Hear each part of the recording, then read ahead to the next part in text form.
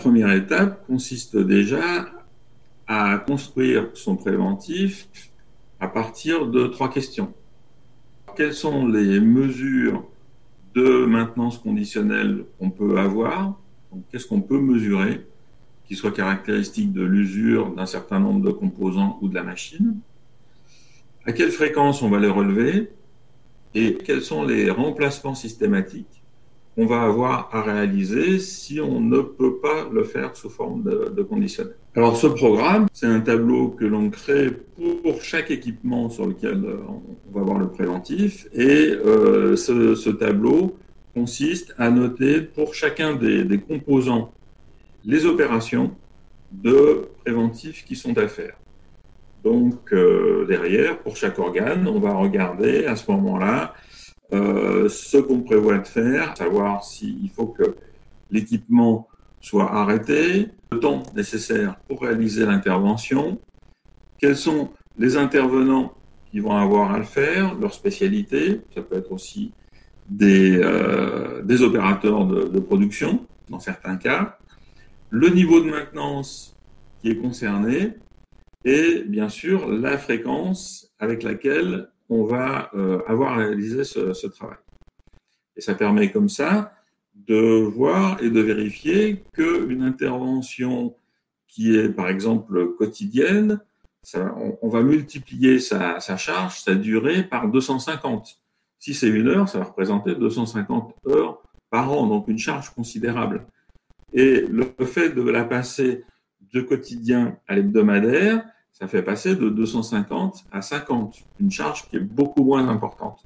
Donc ça permet, ce document-là permet d'ajuster déjà ligne à ligne et ensuite d'ajuster globalement la charge de travail pour un équipement, de vérifier qu'il correspond à ce qu'on a en tête, en quelque sorte, de vérifier aussi en amont que ce qui est noté correspond à ce que le fournisseur préconise, comprend aussi les obligations réglementaires et puis correspond aussi au retour d'expérience qu'on peut avoir.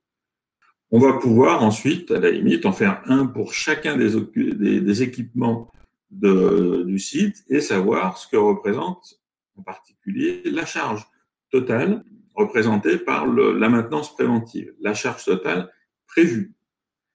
Alors pourquoi ce document-là est un document Excel? Bien sûr, la plupart des services sont équipés de GMAO. On peut se poser la question de savoir pourquoi ne pas utiliser la GMAO.